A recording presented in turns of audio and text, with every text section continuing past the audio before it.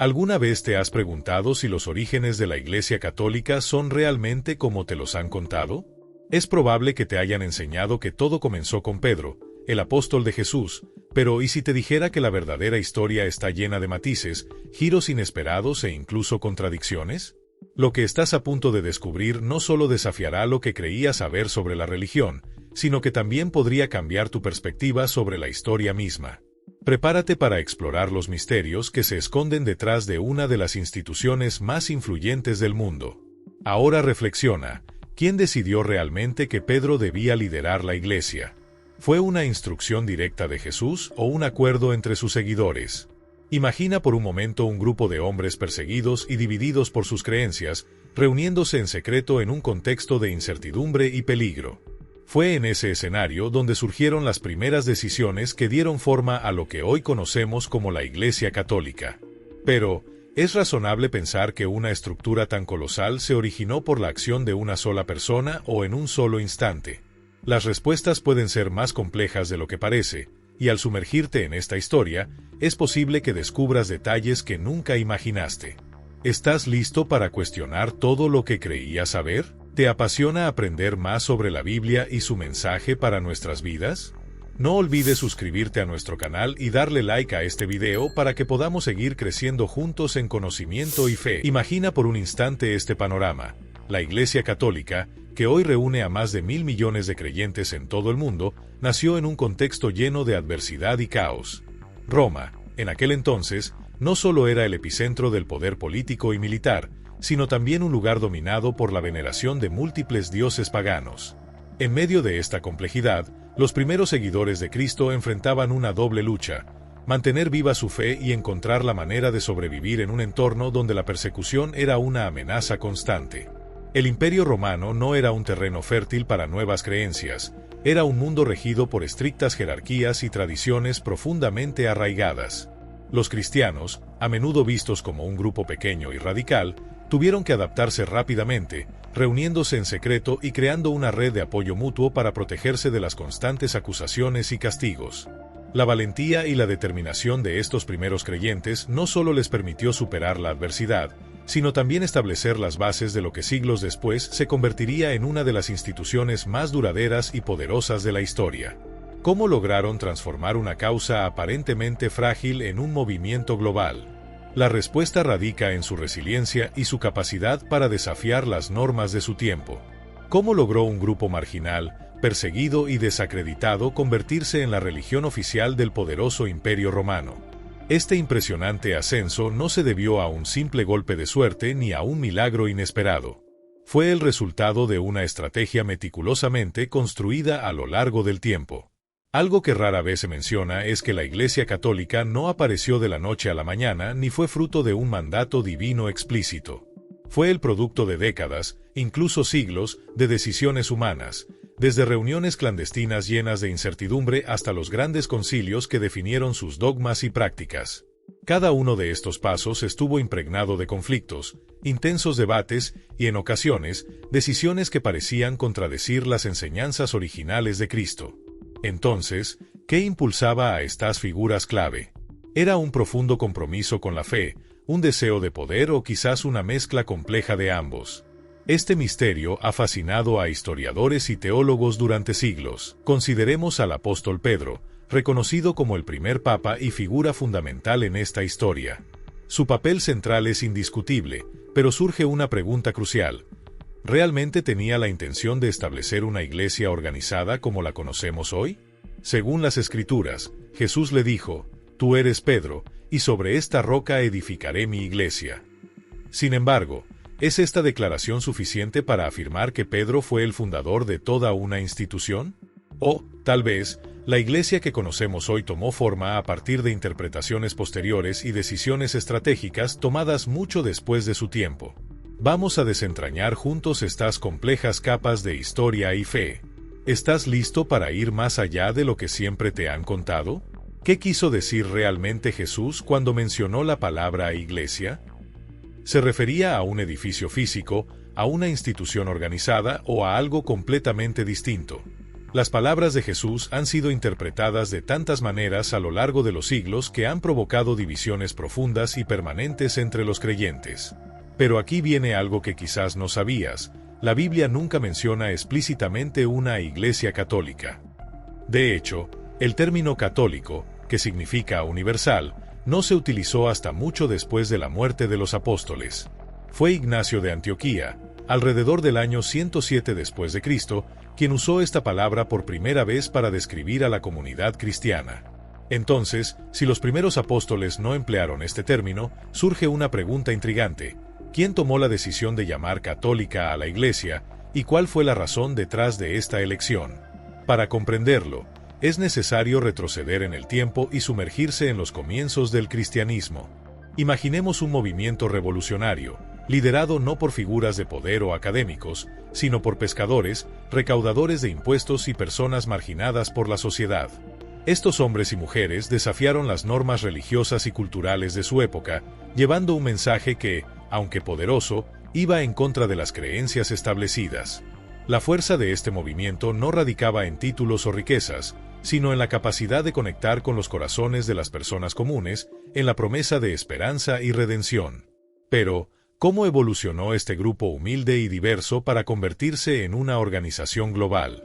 Para responder, debemos examinar los eventos que moldearon su identidad, desde las primeras comunidades perseguidas hasta los momentos clave en los que el cristianismo comenzó a institucionalizarse.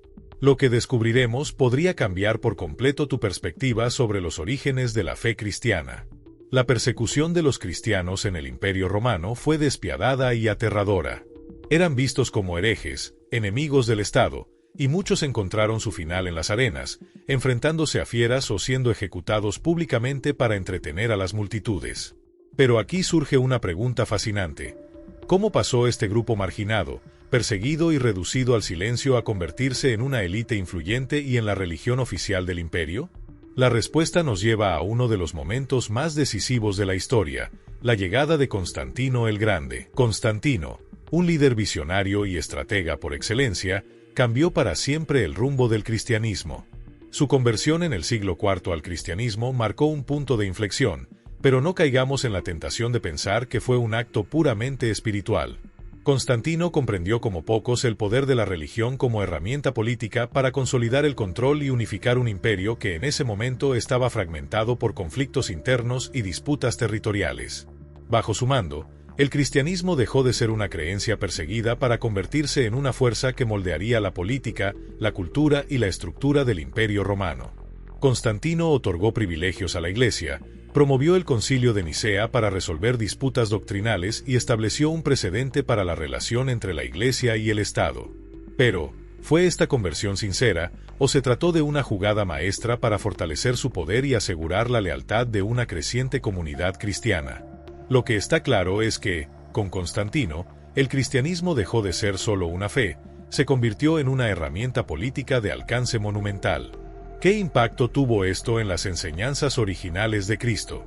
Es hora de explorar cómo la estrategia y la espiritualidad se entrelazaron para cambiar el curso de la historia. El Imperio Romano enfrentaba un periodo de fracturas internas y desafíos constantes cuando, en el año 313 después de Cristo, Constantino emitió el Edicto de Milán. Este decreto marcó un antes y un después en la historia del cristianismo, legalizando su práctica y poniendo fin a las persecuciones que habían sembrado el terror entre los creyentes. Pero no nos dejemos llevar por una visión idealista. El interés de Constantino por la religión no era del todo altruista. De hecho, cabe preguntarse si utilizó el cristianismo como una herramienta política para consolidar su poder y estabilizar un imperio fragmentado. Con astucia, Constantino reconoció que la fe cristiana, que ganaba cada vez más adeptos, tenía un potencial unificador enorme. En lugar de seguir reprimiendo esta creciente fuerza social, decidió incorporarla como un aliado estratégico. Fue bajo su patrocinio que la base de lo que conocemos hoy como la Iglesia Católica comenzó a tomar forma, especialmente en el Concilio de Nicea, celebrado en el año 325. En este evento histórico, líderes cristianos de diferentes regiones se reunieron por primera vez, convocados y supervisados por el propio Constantino. El objetivo era resolver disputas doctrinales y establecer una unidad teológica que fortaleciera la fe como un pilar del imperio. Las discusiones en Nicea no solo definieron aspectos fundamentales del cristianismo, como la naturaleza de Jesús y su relación con Dios, sino que también sentaron las bases para una estructura jerárquica que otorgaría a la Iglesia un poder sin precedentes. Sin embargo, no podemos ignorar que estas decisiones tuvieron un costo. Las enseñanzas originales de Cristo fueron, en ocasiones, reinterpretadas o adaptadas para encajar en una visión política más amplia. Este momento marca el punto en el que el cristianismo pasó de ser una religión de mártires y perseguidos a convertirse en una institución estrechamente vinculada al poder imperial. ¿Fue esto una evolución necesaria o una traición a los ideales originales? Al analizar este capítulo, podemos comprender cómo la fe y la política se entrelazaron para dar forma al curso de la historia. Las preguntas debatidas en el Concilio de Nicea eran profundas y fundamentales. ¿Jesús era completamente divino, completamente humano o una combinación de ambas naturalezas? Las respuestas a estos interrogantes no solo dieron forma a la teología cristiana, sino que también marcaron el inicio de una institución destinada a ejercer un poder inmenso sobre la política, la cultura y la espiritualidad durante siglos. Sin embargo, es importante no idealizar este proceso. No fue un camino sencillo ni libre de conflictos. Al contrario, estuvo plagado de disputas internas, traiciones e incluso episodios de violencia. Muchos cristianos de la época no aceptaron las resoluciones de estos concilios. Sus desacuerdos con las decisiones doctrinales no solo los marginaron, sino que, en muchos casos, los convirtieron en víctimas de persecución. Lo irónico es que los mismos seguidores de una fe nacida bajo la opresión terminaron persiguiendo a quienes no compartían su visión. Este periodo de tensión marcó el inicio de divisiones dentro del cristianismo que perdurarían durante siglos, con interpretaciones que se alejaban de las enseñanzas originales de Cristo. El Concilio de Nicea fue mucho más que una reunión de líderes religiosos, fue un evento donde la política y la religión se fusionaron de manera irreversible. Constantino entendió que un cristianismo unificado era esencial para la estabilidad de su imperio, pero este intento de unificación tuvo un costo elevado. Las creencias alternativas y las voces disidentes fueron sistemáticamente silenciadas, dejando en evidencia cómo el poder, una vez entrelazado con la fe, podía moldear la religión para servir intereses políticos. ¿Qué tan lejos estaban estas decisiones de las enseñanzas de amor y unidad que Jesús predicó? Este es el legado complejo que continuamos explorando hoy. ¿Puedes imaginar que aquellos mismos seguidores de Cristo, quienes alguna vez fueron brutalmente perseguidos por los romanos, terminaron persiguiéndose entre ellos? Este giro impactante en la historia deja claro que la creación de la Iglesia Católica no se limitó únicamente a cuestiones de fe, sino que también estuvo profundamente influenciada por la lucha por el poder y el control. Esto nos lleva a una pregunta tan inquietante como reveladora. ¿Hasta qué punto lo que hoy identificamos como católico refleja las enseñanzas originales de Jesús? ¿Y cuánto de ello ha sido moldeado por decisiones humanas y políticas tomadas a lo largo de los siglos? La línea entre lo divino y lo estratégico parece desdibujarse, y explorar este tema nos obliga a reconsiderar muchas de nuestras suposiciones sobre la fe y la historia. Este no es un cuestionamiento simple ni trivial. Es una invitación a reflexionar sobre cómo una fe nacida en la humildad, liderada por pescadores y marginados, se transformó en una de las instituciones más poderosas del mundo. ¿Cuántos de los ideales originales de amor, compasión y humildad sobrevivieron a los procesos de institucionalización y adaptación al poder político?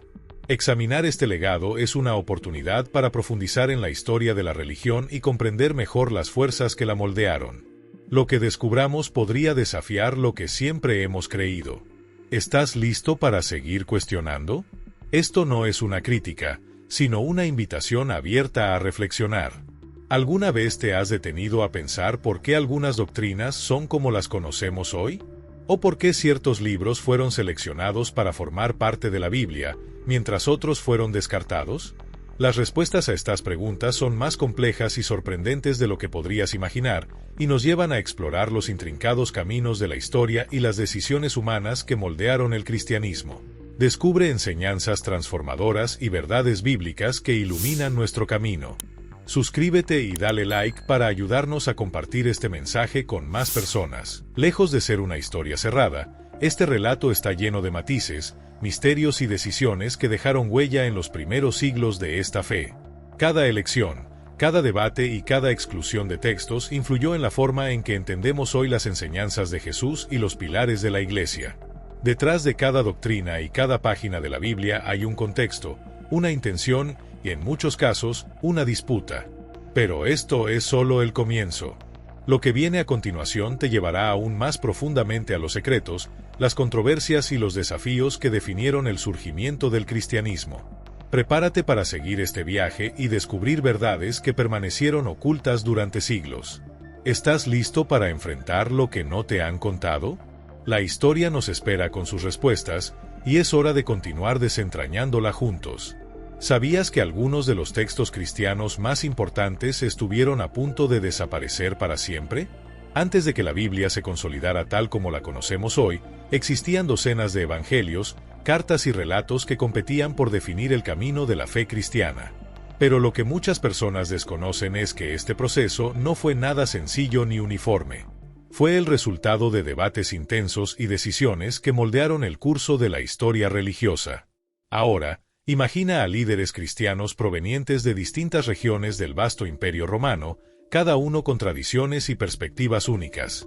Estos hombres se reunieron para tomar una decisión trascendental, determinar qué textos serían considerados como la palabra sagrada de Dios y cuáles quedarían excluidos o incluso condenados como herejía.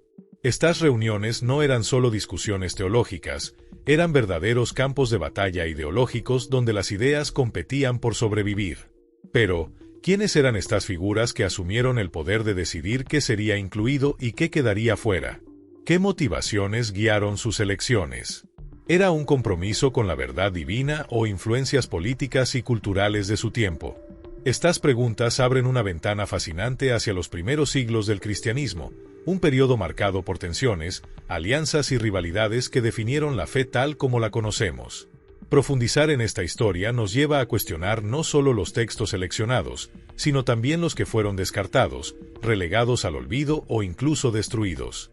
¿Qué secretos podrían esconder esos escritos perdidos? Continuemos este viaje para explorar el impacto de estas decisiones y lo que nos revela sobre el cristianismo primitivo. ¿Sabías que, en los primeros siglos del cristianismo, existieron grupos que veían a Dios de una manera completamente distinta a como lo entendemos hoy? Uno de estos grupos eran los gnósticos, quienes tenían una perspectiva radicalmente diferente sobre la fe y lo divino. Para ellos, no era la fe ciega, sino un conocimiento secreto y profundo lo que conectaba al ser humano con lo divino. Este enfoque los colocaba en un contraste sorprendente con las enseñanzas más institucionalizadas que buscaban establecerse como ortodoxas. Los gnósticos, en su visión, interpretaron la figura de Dios desde una óptica que, para muchos, resultaba revolucionaria y hasta polémica. Algunos incluso llegaron a plantear que el Dios del Antiguo Testamento no era el mismo Dios amoroso que Jesús predicaba.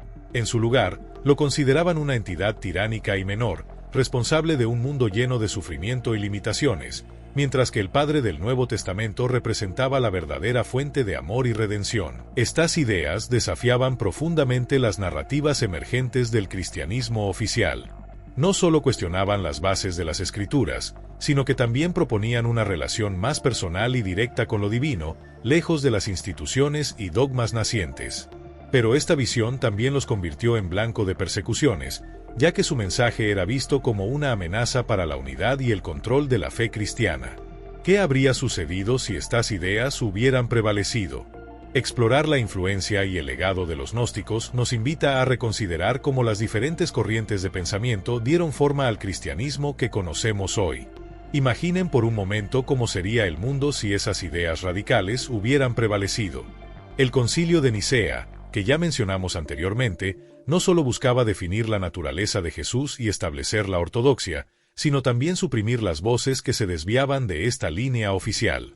Fue un esfuerzo deliberado por consolidar una visión única de la fe, eliminando cualquier interpretación que pudiera desafiar la unidad teológica y política que Constantino deseaba para su imperio.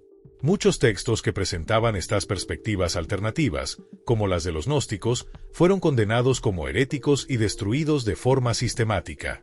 Durante siglos, sus ideas permanecieron en la sombra, silenciadas por la historia oficial. Sin embargo, la verdad tiene una forma peculiar de salir a la luz. En 1945, Los evangelios gnósticos fueron descubiertos en Nag Hammadi, Egipto, revelando un panorama completamente nuevo sobre los primeros años del cristianismo. Estos textos, escritos por creyentes cuya fe era profundamente introspectiva y centrada en el conocimiento espiritual, nos ofrecen una ventana a un cristianismo diverso y dinámico, lleno de debates y matices. Entre sus páginas, encontramos interpretaciones de Jesús y lo divino que desafían las narrativas tradicionales, abriendo preguntas sobre cómo se moldearon las creencias que hoy damos por sentadas. ¿Qué impacto habrían tenido estas ideas si hubieran sido aceptadas en lugar de suprimidas? Este hallazgo nos recuerda que la historia de la fe es mucho más compleja de lo que solemos imaginar y que aún hay verdades ocultas esperando ser descubiertas. ¿Qué más podría estar esperando bajo el polvo de los siglos? Estos textos revelan un panorama sorprendente de los primeros años del cristianismo, donde la diversidad de pensamiento no solo existía, sino que era la norma. Era un tiempo en el que diferentes interpretaciones y creencias convivían en un dinamismo constante, configurando un mosaico espiritual único. Pero, ¿qué ocurrió para que esa riqueza de ideas fuera suprimida? ¿Cómo se pasó de un cristianismo plural a una fe unificada bajo dogmas específicos?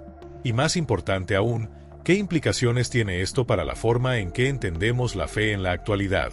Tomemos a Pedro como ejemplo. La tradición católica lo venera como el primer papa, la figura sobre la cual se edificó la Iglesia. Sin embargo, cuando miramos la evidencia histórica, el panorama se vuelve mucho más ambiguo. En el libro de los Hechos de los Apóstoles, Pedro desempeña un papel significativo como uno de los líderes del movimiento cristiano, pero nunca se le menciona como el líder absoluto e indiscutible. Más bien, su influencia parece compartir espacio con figuras como Santiago y Pablo, quienes también jugaron roles clave en la expansión de la fe. Este detalle plantea preguntas fundamentales sobre cómo se consolidó la autoridad de Pedro en la tradición.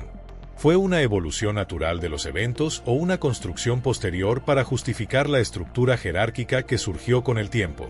Examinar estas discrepancias históricas no solo nos permite entender mejor los orígenes del cristianismo, sino también reflexionar sobre cómo las narrativas se adaptaron para responder a necesidades políticas, sociales y teológicas. ¿Cuánto de lo que damos por hecho hoy se basa en la historia, y cuánto en interpretaciones construidas con el tiempo? La respuesta a estas preguntas podría redefinir lo que pensamos sobre los cimientos de la fe cristiana. En el Concilio de Jerusalén, uno de los eventos más importantes del cristianismo primitivo, surge un detalle fascinante. Parece que Santiago, el hermano de Jesús, ocupaba una posición de mayor prominencia y autoridad dentro de la comunidad cristiana. Esto nos lleva a cuestionar cómo se consolidó la idea de Pedro como la roca sobre la cual se fundó la Iglesia. ¿Es este un relato histórico exacto o una narrativa desarrollada con el tiempo para fortalecer la autoridad de una institución en formación? Aquí es donde entra en juego una compleja combinación de interpretación teológica y construcción institucional. La famosa declaración de Jesús a Pedro, «Tú eres Pedro, y sobre esta roca edificaré mi iglesia», ha sido interpretada de diversas maneras a lo largo de los siglos. Mientras algunos la consideran un mandato directo, otros sugieren que fue un simbolismo, posteriormente adoptado para justificar la centralización de la autoridad eclesiástica. La idea de Pedro como piedra angular de la Iglesia parece ser el resultado de un esfuerzo consciente por parte de los primeros líderes para establecer una narrativa unificadora que legitimara la estructura jerárquica naciente. En un contexto de crecimiento y expansión, tener una figura central como Pedro ayudaba a dar cohesión y estabilidad a una fe que enfrentaba desafíos tanto externos como internos. Este proceso no solo definió el papel de Pedro, sino que también marcó un punto de inflexión en cómo se interpretaron las enseñanzas de Jesús. La mezcla de teología y estrategia institucional moldeó las bases de lo que hoy conocemos como Iglesia Católica. Sin embargo, nos deja con una pregunta clave: ¿cómo sería la fe cristiana si estas narrativas hubieran tomado un rumbo diferente?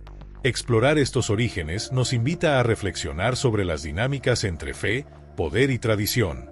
¿Qué más podemos aprender al mirar con nuevos ojos el pasado? ¿Puedes imaginar que uno de los fundamentos de la Iglesia esté basado más en la tradición que en la evidencia histórica directa? Este es un pensamiento fascinante y, al mismo tiempo, provocador. Pero aún más intrigante es el papel central que Roma asumió en el cristianismo. Si Jesús vivió y murió en Jerusalén, ¿por qué la ciudad eterna, a miles de kilómetros de los eventos originales, se convirtió en el epicentro de la fe cristiana? La respuesta no se encuentra solo en la teología, sino también en las dinámicas políticas y culturales del Imperio Romano. Roma, como capital del imperio más poderoso de la época, simbolizaba algo más que dominio territorial. Era el corazón político, económico y cultural de un mundo que abarcaba diferentes lenguas, tradiciones y pueblos. En ese contexto, establecer a Roma como el centro del cristianismo no fue una coincidencia, sino una estrategia profundamente influenciada por la necesidad de proyectar universalidad y legitimidad. Al asociar la fe con la ciudad más influyente del mundo antiguo, los líderes cristianos reforzaron el mensaje de que su religión era para todos, trascendiendo fronteras y culturas. Además, la tradición que vincula a Pedro con Roma fue clave para consolidar esta narrativa.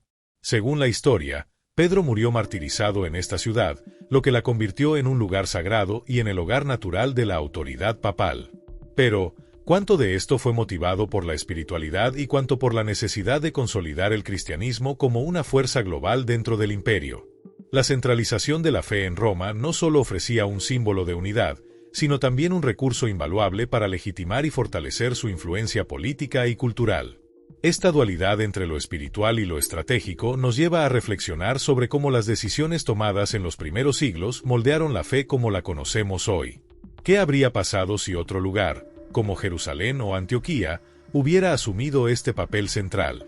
Pensar en estas posibilidades nos ayuda a entender mejor cómo el cristianismo se adaptó y evolucionó para sobrevivir y prosperar en un mundo dominado por el poder de Roma.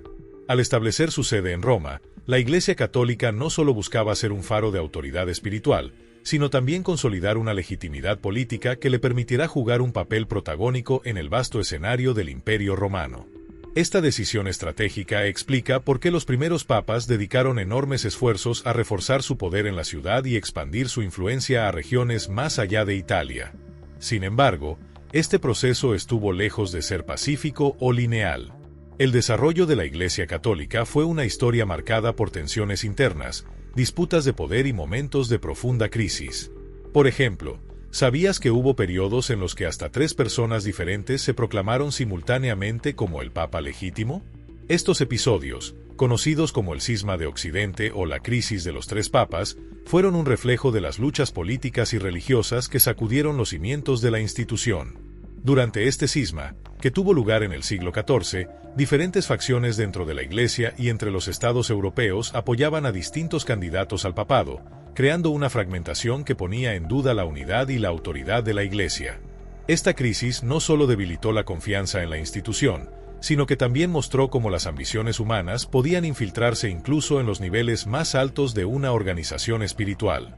A pesar de estos desafíos, la Iglesia logró sobrevivir y, finalmente, reforzar su estructura. Pero estas luchas internas nos invitan a reflexionar. ¿Hasta qué punto las decisiones de la Iglesia estuvieron influenciadas por su misión espiritual y cuánto por las realidades políticas de su tiempo? Entender estos conflictos es fundamental para descifrar cómo la Iglesia Católica evolucionó desde una fe perseguida hasta convertirse en una de las instituciones más poderosas de la historia. ¿Qué otras historias ocultas pueden revelar los episodios de su turbulento pasado?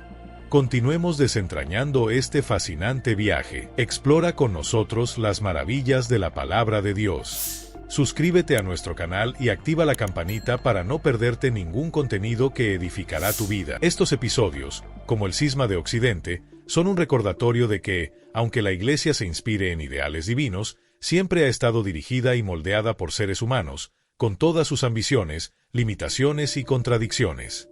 Esto plantea una cuestión profunda.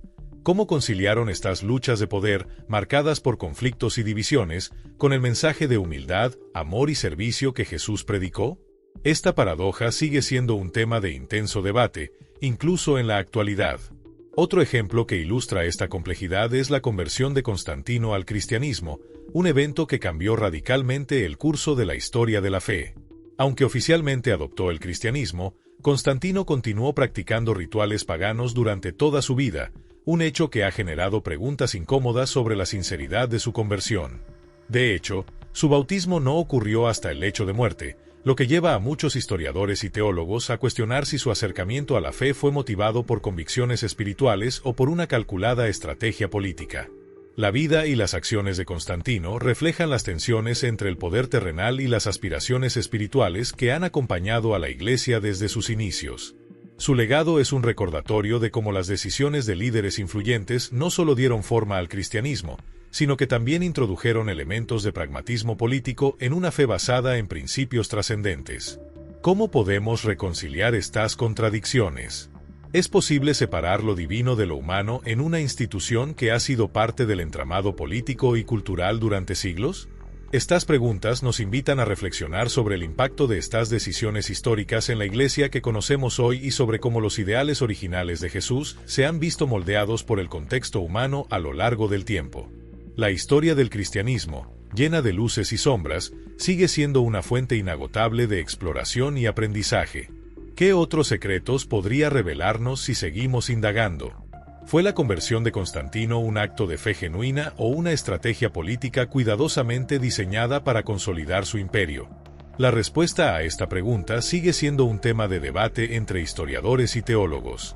Constantino, conocido por su habilidad estratégica, no era alguien que tomara decisiones a la ligera. Adoptar el cristianismo ofrecía una poderosa herramienta para unificar un imperio fragmentado, pero también podría haber sido el reflejo de una búsqueda personal de significado espiritual. ¿Qué crees tú? ¿Fue su decisión impulsada por convicciones religiosas profundas o por conveniencia política? Lo que es innegable es que, gracias a él, el cristianismo pasó de ser una fe marginada y perseguida a convertirse en la religión favorecida del imperio. Este cambio transformó no solo el destino de la religión, sino también el curso de la historia misma. Pero esto nos lleva a una pregunta fundamental: ¿quién creó realmente la Iglesia Católica? Aunque Pedro y los apóstoles colocaron los cimientos, fueron los concilios, los emperadores y los líderes de generaciones posteriores quienes moldearon lo que conocemos hoy. Fue un proceso largo, lleno de decisiones complejas, compromisos políticos y conflictos internos. A pesar de estos desafíos, no podemos ignorar la magnitud de lo que se logró. Con todos sus defectos, contradicciones y controversias, la Iglesia Católica ha desempeñado un papel central en la historia, la cultura y la espiritualidad de miles de millones de personas. Es el producto de siglos de evolución, de lucha constante y de una fe que resistió las pruebas del tiempo. Pero, más que eso, nos recuerda que incluso las instituciones más grandes y duraderas están profundamente arraigadas en los sueños, las dudas y las decisiones de seres humanos como tú y yo. Así que te dejo con esta reflexión. La Iglesia Católica, tal como la conocemos hoy, no es solo el resultado de un momento o de una figura singular, sino de generaciones enteras que contribuyeron con sus propias perspectivas, esfuerzos y aspiraciones.